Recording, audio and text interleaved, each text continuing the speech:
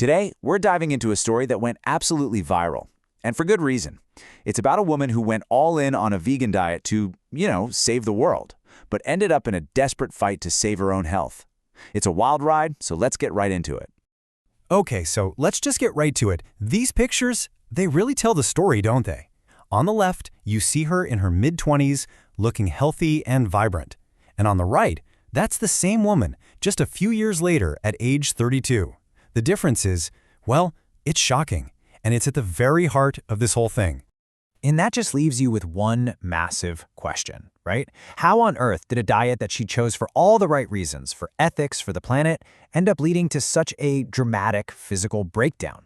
That's the mystery we're going to try and solve today. All right, so let's rewind. To understand how things went so wrong, you've got to understand why she started in the first place. This wasn't about losing weight or a health fad for her, it was a mission. In her mid-20s, she decided she was going to help save the world one meal at a time. And her conviction was just so clear. She put it perfectly. I wanted to live kindly. Don't harm animals. Protect the earth. It was my guiding belief. So for her, this was way more than just a diet. It was, who she was. So what did this actually look like day to day on her plate? Well, once she cut out all animal products, she was hungry. So she started leaning really heavily into carbs. Lots of bread, tons of fruit, sweet potatoes. She kind of had this idea that if it came from a plant, it had to be good for you. And at first, it seemed to work. She felt great, she lost a little weight, and she admits she even felt a bit of a moral high ground over her meat-eating friends. But, that honeymoon phase, it wasn't going to last. Pretty soon her body started sending out some major warning signals. And that leads us to the next part of her story.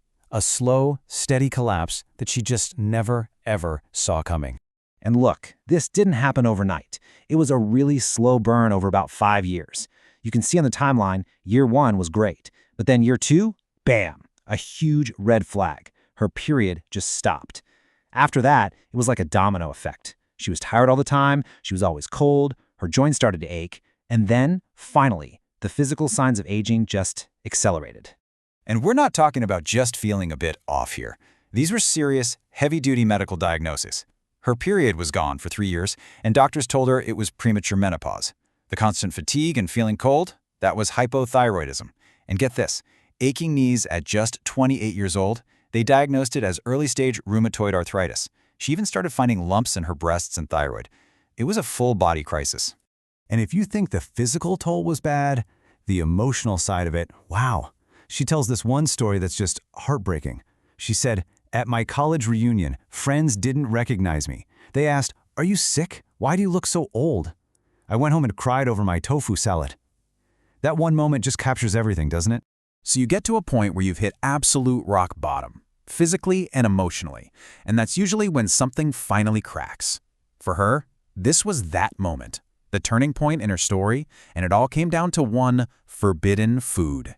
At her absolute lowest, she stumbled onto some videos about a diet that was the polar opposite of everything she stood for, the low-carb, high-fat diet. The whole idea is you cut way back on carbs and sugars, and instead you eat a lot of protein and fat. For a devout vegan, hearing that animal products weren't just okay, but were essential for healing, that must have felt like heresy. But she felt like she had absolutely nothing left to lose, so she decided to try it. And her first step back wasn't, a big steak or anything. It was so much simpler than that. Just one egg, fried in butter. And her description of what happened next, it's just so visceral. She said, "The moment I ate it, it felt like fireworks in my brain. My body screamed, 'Thank you for saving me.'" She talks about it less like a meal and more like her body just rebooting.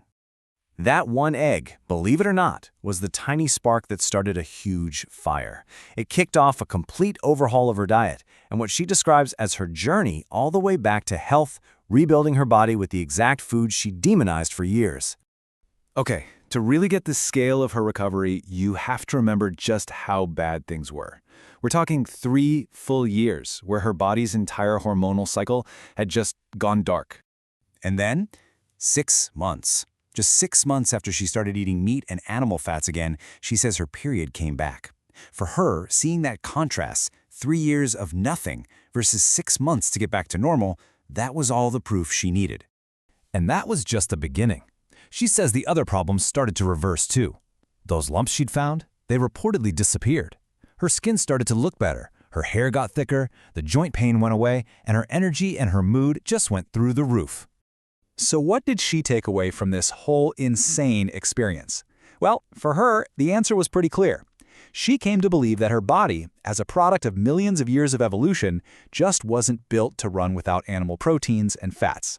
Now, it's really important to say, this is her conclusion from her experience. But from her point of view, these were the building blocks she was missing. I think this quote just sums up her whole realization perfectly. She said, "My body wasn't asking for more plants. It was crying out for the protein and fat it had been starved of." Now, her story is obviously one person's extreme journey from one side of the dietary spectrum all the way to the other.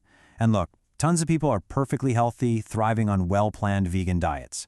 But her experience is just this really powerful reminder that we're all different, bio-individuality. And it really leaves us with a pretty important question to think about for ourselves. What signals is your body sending you?